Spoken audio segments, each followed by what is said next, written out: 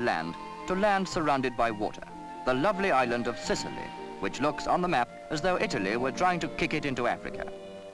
But don't let the map fool you. Nobody in his right mind would want Sicily to be anywhere but exactly where it is, in the middle of the Mediterranean, halfway between the ancient civilizations of Europe and the wild splendor of Africa. And on reflection, the atmosphere of Sicily is halfway between the two as well.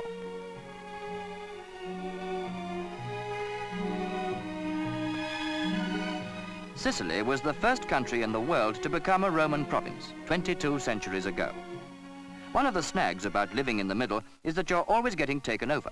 Before the Romans, it was the Phoenicians, the Greeks, the Carthaginians, and later on, the Saracens and the Normans. But they all left riches behind them, and of course descendants, who have their own ways of remembering their ancestors, including the local art of puppetry.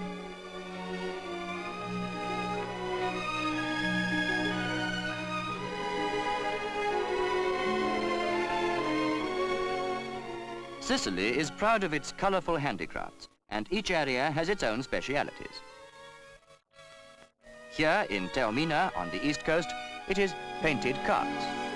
These particular ones are very old, from a museum collection, but the art is still practiced.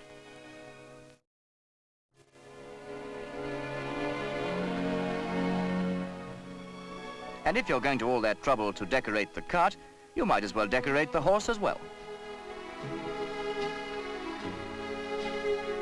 While he was exploring the museum, our cameraman spotted some charming old national costumes and persuaded some charming young national types to show them to you, which makes him very persuasive and you very privileged, because he discovered it was the first time they'd been worn for 200 years.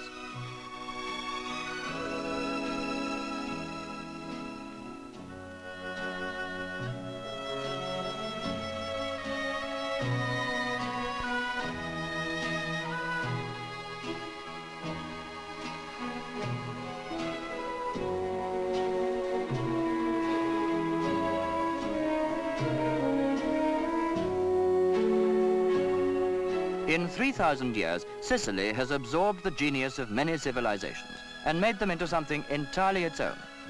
But its people are too vigorous and colorful to live entirely in the past. And even things as modern as holiday camps, they still manage to make different from the ones in other countries. This is the Club Mediterranee, where you eat at communal tables in the open air, and of course in the sun. You can depend on it to shine.